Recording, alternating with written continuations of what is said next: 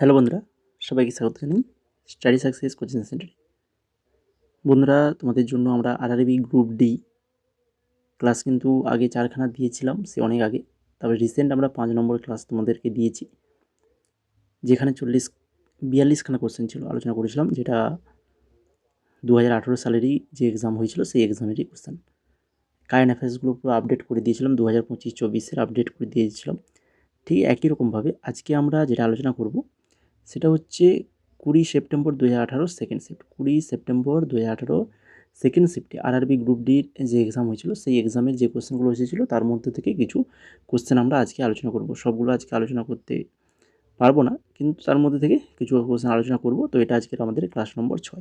তো যেই কটা কোশ্চেন আলোচনা করব, কারেন্ট অ্যাফেয়ার্স পুরো একদম আপডেট দিয়ে দেবো তোমাদের, পুরো 2025 সাল অনুযায়ী।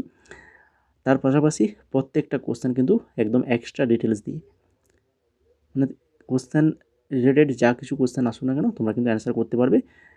একদম ইম্পর্টেন্ট নোটস আজকে তোমাদেরকে দিয়ে দেবো। তো চলো দেখে নিই আজকে ক্লাসের ফার্স্ট কোশ্চেন কী রয়েছে।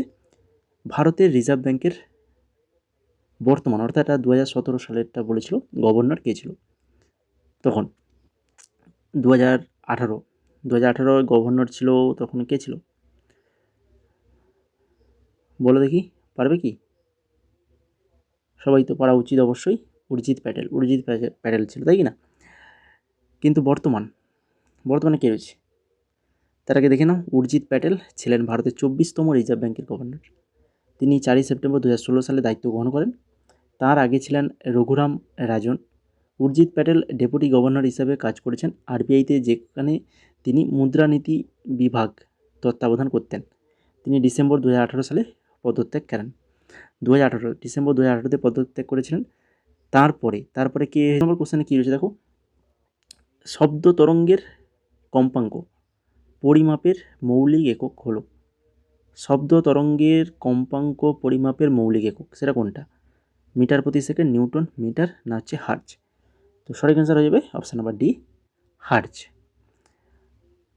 এখান থেকে দেখে নাও কম্পাঙ্ক হলো প্রতি সেকেন্ডে একটি তরঙ্গের সম্পূর্ণ দোলনের সংখ্যা।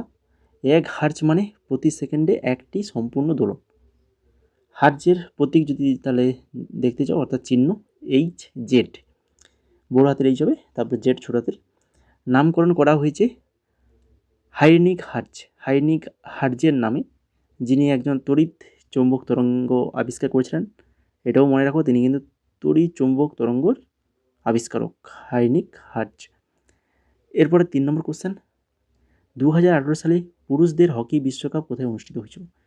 2018 সালে পুরুষদের হকি বিশ্বকাপ এটা কোথায় হয়েছিল? এর আপডেট মানে এর পরের আপডেটটাও তোমাদেরকে দিয়ে দেবো। তো এটা সঠিক অ্যান্সার হবে ভুবনেশ্বরে হয়েছিল। 2018 হকি পুরুষ বিশ্বকাপ অনুষ্ঠিত হয়েছিল ভুবনেশ্বর, ওড়িশায়, কলিঙ্গ স্টেডিয়ামে। আয়োজক দেশ ছিল আমাদের ভারত, বিজয়ী দল হচ্ছে বেলজিয়াম। এটি ছিল 14তম হকি বিশ্বকাপ। মেন্স হকি ওয়ার্ল্ড কাপ 14তম। পুরুষদের হকি বিশ্বকাপ 2023 অনুষ্ঠিত হয়েছিল ভারতের ভুবনেশ্বর, রাউরকেল্লা শহরে। তাহলে 2018 পরে 2023 এটা হয়েছিল তাহলে কোথায়? ভুবনেশ্বর, আমাদের ভারতের ভুবনেশ্বরে, রাউরকেল্লা শহরে। ভুবনেশ্বর এবং রাউরকেল্লা দুটো শহরে হয়েছিল। 13 থেকে 29 জানুয়ারি পর্যন্ত 15তম সংস্করণে অংশগ্রহণ করেছিল 16টা দেশ। 16টা দেশের মধ্যে এই খেলা হয়েছিল, যেখানে চ্যাম্পিয়ন হয়েছিল জার্মানি, রানার্স আপ হয়েছিল বেলজিয়াম। ফাইনালে জার্মানি 3-3 ড্র করার পর তারপরে প্ল্যানটি হয়েছিল, সেখানে 5-4 ব্যবধানে বেলজিয়ামকে পরাজিত করে তারা দ্বিতীয় বিশ্বকাপ শিরোপা অর্জন করেছিল কিন্তু জার্মানি। তৃতীয় স্থানে ছিল নেদারল্যান্ডস। আর যদি আমরা দেখি এখানে top goal scorer Jeremy Hayward, অস্ট্রেলিয়ার, যিনি 9টা গোল করেছিল। টুর্নামেন্টের সেরা খেলোয়াড় হচ্ছে নিকোলাস ওয়েলেন, জার্মানির প্লেয়ার। সেরা গোলকিপার ভিনসেন্ট ভেনাস, বেলজিয়ামের। আর যুব খেলোয়াড় মুস্তাফা কাসিম, দক্ষিণ আফ্রিকার। ভারতের পারফরমেন্স এখানে যদি কী ছিল যদি জানতে চাই, তাহলে দেখো, ভারত কোয়ার্টার ফাইনালে নিউজিল্যান্ডের কাছে 4-5 ব্যবধানে হেরে শেষ পর্যন্ত 9 নম্বর স্থান অর্জন করেছিল। ভারত 9 নম্বর স্থান অর্জন করেছিল 2023-এর বিশ্বকাপে। আর 2028 সালে পুরুষদের আইস হকি বিশ্বকাপ ফ্রান্সের প্যারিস ও লিয়ং শহরে 12 থেকে 28 মে পর্যন্ত অনুষ্ঠিত হবে। এটি ফ্রান্সে অনুষ্ঠিত হওয়া এই টুর্নামেন্টের তৃতীয় সংস্করণ হবে। হলো, তাহলে সমস্ত তথ্য কিন্তু আশা করি সবাই তোমরা পেয়ে গেলে, তাই কি না? মেন্স হকি ওয়ার্ল্ড কাপ 2018 এবং 23 তো পুরো ফুল তথ্য দিয়ে দিলাম। 23-এরটা সবচেয়ে বেশি তোমাদের ইম্পর্ট্যান্ট, ওখান থেকে কোশ্চেন আসার চান্স কিন্তু খুবই প্রবল। 4 নম্বর দেখো, নিম্নলিখিতদের মধ্যে কে 2018 সালের শান্তকোবা মানবিক পুরস্কার পান? 2018 থেকে পেয়েছিলেন? সঠিক অ্যান্সার হবে কৈলাস সত্যার্থী পেয়েছিলেন। কিন্তু ওটার থেকে আরও তোমাদেরকে জানতে হবে 2024 কে কারা পেয়েছে, সে নামগুলো তোমাদেরকে জানতে হবে, সেগুলো আমি এখানে দিয়ে দিয়েছি। তো কৈলাস সত্যার্থী একজন বিখ্যাত শিশু অধিকার কর্মী। তিনি 2014 সালে নোবেল শান্তি পুরস্কার পান মালালা ইউসুফজাই এবং কৈলাস সত্যার্থী নোবেলের শান্তি পুরস্কার পেয়েছিল 2014 সালে। শান্তকোবা অ্যাওয়ার্ড প্রধানত এসআরকে নলেজ ফাউন্ডেশন, যা সমাজসেবার অবদানের জন্য দেওয়া হয়। এটা কিন্তু ভালো করে মনে রাখো, শান্তকোবা অ্যাওয়ার্ড প্রদান করে কারা? এসআরকে নলেজ ফাউন্ডেশন দ্বারা কিন্তু এই সম্মানটা দেওয়া হয়। আর সর্বশেষ যেটা 2024 অনুষ্ঠিত হয়েছে, 2024 সালের আগস্টে, যেখানে নামগুলো মনে রাখো ভালো করে, আমি এখানে দেখো, সিরাজ পুনাওয়ালা, শিব নাদার, ডক্টর অভয় ও ডক্টর রানীবাং, এই চারজন কিন্তু 2024 সালের কিন্তু এই অ্যাওয়ার্ডটা পেয়েছিল। 2024 সাল ভালো করে মনে রাখো, শেষবারের যে শান্তকোবা মানবিক পুরস্কার 2024 পেয়েছিল। 4টা নাম কিন্তু ভালো করে মনে রাখো কিন্তু, হ্যাঁ। 5 নম্বর দেখো, 5 নম্বরে কী রয়েছে? বিদ্যুৎ শক্তির বাণিজ্যিক একক কোনটা হবে? কিলোওয়াট ঘন্টা, KWH, কিলোওয়াট ঘন্টা। এখান থেকে আর দেখে নাও, 1 কিলোওয়াট ঘন্টা মানে কি? 3.6 × 10⁶ জুল। এটি সাধারণত বৈদ্যুতিক বিল পরিমাপের একক। 1 ইউনিট বিদ্যুৎ সমান 1 কিলোওয়াট ঘন্টা। শক্তির এসআই একক জুল হলেও কিন্তু বাণিজ্যিকভাবে এটা কিলোওয়াট ঘন্টা ব্যবহৃত হয়। এবার দেখো 6 নম্বর কোশ্চেন, নিম্নলিখিতগুলির মধ্যে কোনটি গলনাঙ্ক ও স্ফুটনাঙ্ক সর্বাধিক? লিথিয়াম, ফসফরাস, কার্বন, আর্গন, এদের মধ্যে গলনাঙ্ক এবং স্ফুটনাঙ্ক সর্বাধিক সেটা কার? না, সেটা হচ্ছে কার্বনের গলনাঙ্ক ও স্ফুটনাঙ্ক অত্যন্ত বেশি, কারণ এটি একটি কোভালেন্ট সলিড। বিশেষ করে হীরা আকারে কার্বনের পরমাণুগুলি শক্তিশালী কোভালেন্ট বন্ধন দ্বারা যুক্ত থাকে। হীরা গলনাঙ্ক হচ্ছে প্রায় 3550 ডিগ্রি সেলসিয়াস, স্ফুটনাঙ্ক হচ্ছে প্রায় 4827 ডিগ্রি সেলসিয়াস। এরপরে দেখো 7 নম্বর, মানুষের শরীরের অম্লতা দূর করা যায় নিচের কোনটি গ্রহণের মাধ্যমে? মানুষের শরীরের অম্লতা দূর করা যায় নিচের কোনটি গ্রহণের মাধ্যমে? সঠিক অ্যান্সার হয়ে যাবে কোনটা বলো? অপশান নাম্বার এ, তাই তো, বেকিং সোডা দ্রবণ। অম্লতা মানে পেটে অতিরিক্ত হাইড্রোক্লোরিক অ্যাসিড নিঃসরণ হওয়া। আমাদের যে শরীরে হাইড্রোক্লোরিক অ্যাসিড এই সেল রয়েছে সেটা বেশি পরিমাণে নিঃসরণ হওয়া, তার জন্য অম্লতা কারণ। বেকিং সোডা একটি ক্ষারীয় পদার্থ যা অ্যাসিডের সাথে বিক্রিয়া করে লবণ, জল ও কার্বন ডাইঅক্সাইড তৈরি করে এবং অম্লতা দূর করে। বিক্রিয়াটা যদি দেখো এইভাবেই হবে, NaHCO3 + HCl, NaCl + H2 + CO2। আর একটা ছিল অপশানে দেখো মাখন দই সামান্য উপকার দেয় কিন্তু রাসায়নিকভাবে নিরপেক্ষকরণ করে না, ঠিক আছে। এবার দেখো 8 নম্বর কোশ্চেন। 8 নম্বরে কী রয়েছে? আমাদের কানে যে ধরনের সংযোজক কলা থাকে তার উপস্থিতির কারণে কান ভাঁজ করা যায়। আমাদের কানে যে সংযোজক কলাটা রয়েছে যার দ্বারা আমরা তার উপস্থিতির কারণেই কান ভাঁজ করা যায়, তো সেটা হচ্ছে তরুণাস্থি। অপশান নাম্বার বি সঠিক অ্যান্সার তরুণাস্থি। তরুণাস্থি হলো এক ধরনের নমনীয় সংযোজক কলা, যা দেহের বিভিন্ন স্থানে পাওয়া যায়, যেমন কান, নাক, শ্বাসনালী ইত্যাদি।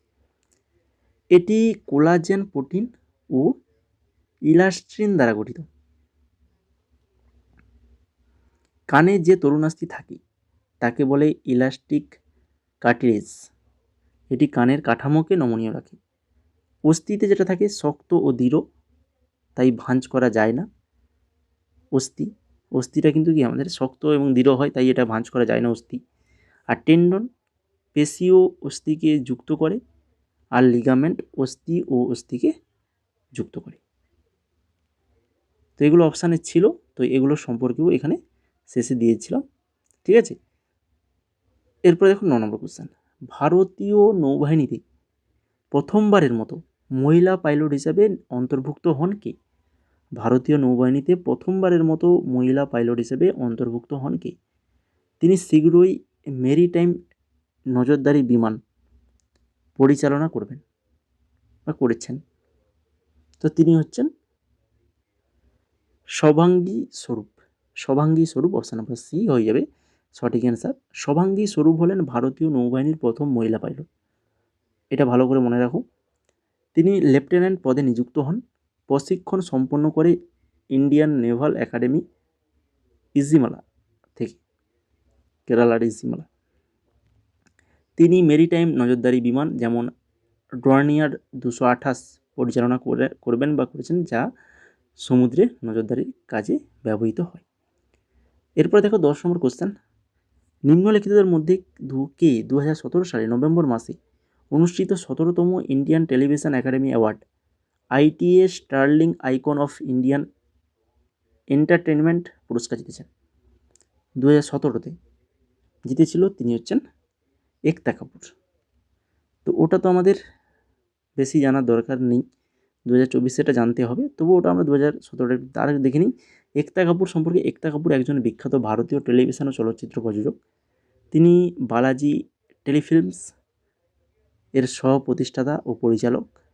তাঁর তৈরি জনপ্রিয় ধারাবাহিকগুলির মধ্যে রয়েছে क्योंकि सस भी कभी बहू थी, কাহানি ঘর ঘর কি, নাগিন, তারপর হচ্ছে কুমকুম ভাগ্য প্রভৃতি। এগুলো তার ছিল জনপ্রিয় ধারাবাহিক। তাছাড়া ITA স্টার্লিং আইকন অ্যাওয়ার্ড 2017 তাকে প্রদান করা হয় ভারতীয় বিনোদন জগতে তাঁর অসামান্য অবদানের জন্য। 2024 সালে ইন্ডিয়ান টেলিভিশন একাডেমি অর্থাৎ ITA অ্যাওয়ার্ডসে ITA sterling icon of India entertainment পুরস্কারটি কাকে দেওয়া হয়? রূপালী গাঙ্গুলিকে প্রদান করা হয়েছে, রূপালী গাঙ্গুলিকে। তিনি জনপ্রিয় টেলিভিশন ধারাবাহিক অনুপমাতে প্রধান চরিত্রে অভিনয় করে।